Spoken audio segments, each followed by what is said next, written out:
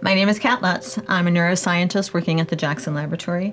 My primary focus on research and drug efficacy testing is in ALS.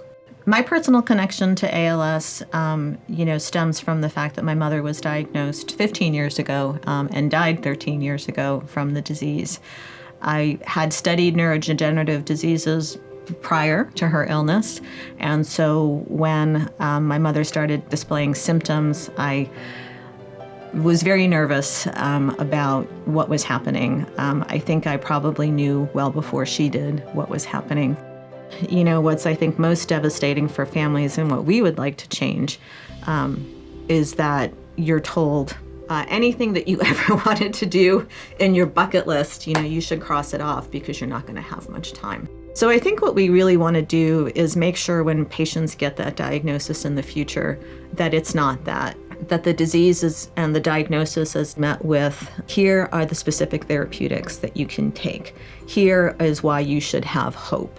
Here is why you have more than 3 to 5 years to live.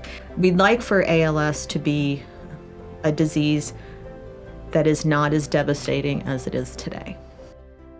Here at the Jackson Laboratory, we have multiple programs in which we investigate and research ALS. We have a preclinical testing center for ALS.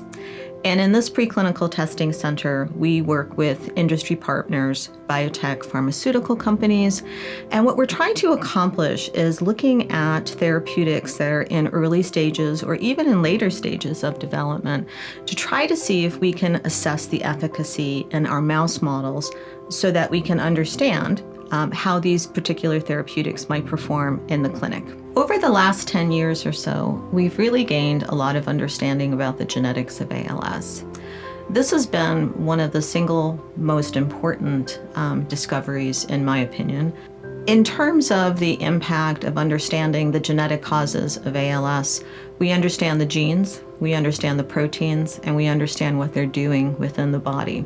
But without really good animal models, it's very difficult to develop strategies. It's difficult to develop therapeutics.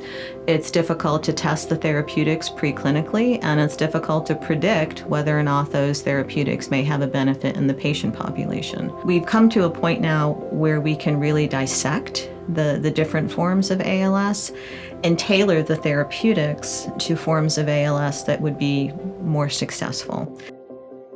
There hasn't been a single person that I know of who hasn't in one way, shape, or form been touched by this disease. It is somewhat a disease of aging, and we as an aging population are going to be faced with these degenerative diseases more and more.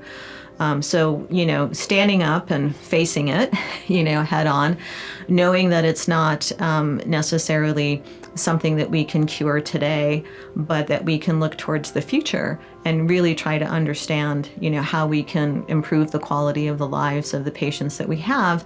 And then at some point, maybe even understand how to prevent it from happening at all in the future.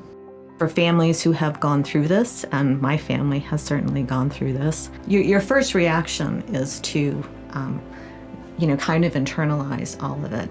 And you don't need to. There's a lot of hope and there's a lot of healing when it comes to sharing what's happening in your lives. And what you begin to understand is that there really are a tremendous number of people who care, and they care deeply. And these community events like the ALS Walk, are just one of the ways that we as a community get together and support the families and the patients who have ALS.